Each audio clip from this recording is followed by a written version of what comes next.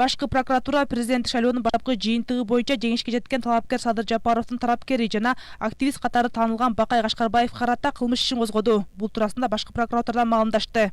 Маалыматка ылайык бул аракетте Кашкарбаевдин социалдык тармактагы баракчасына бийлик өкүлүн коркутканы жана Карата зомбулук көрсөткөнү, чагылдырылган видеолорду жарыяланганы негиз болгондугу айтылат. 2020 жылдын 15 ноябрында Ысык-Көл облусунун Чолпон Ата шаарында Бакай Кашкарбаев өздүгү аныкталбаган адамдардын тобу менен Ысык-Көл облустук прокуратурасынын бөлүмүнүн башчысына карата коркутуу жана зомбулук көрсөтүү туурасында видео билдирүүлөрдү жасап, анда ал жалпы элди көтөрүлүүгө, прокуратура кызматкерин башын кесүүгө, жанчууга, тиштерин талкалоого жана көздөрүн чукууга чакырган.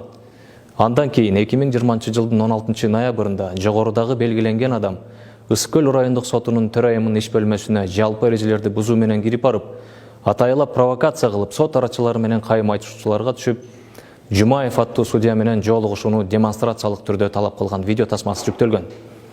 Мындан сырткары 2020 жылдын 17 сентябрында Ысык-Көл облусунун Каракол шаардык сотунун административдик сотунда жалпы тартип бузуу жоруктарын уланткан видео билдирүүнү таратып, анда ачык түрдө Ысык-Көл облустук сотунун судьясы Алмаз Апышевке жана Ысык-Көл облустук прокуратурасынын бөлүмүнүн башчысы Нышановторго карата коркутуу жасаган.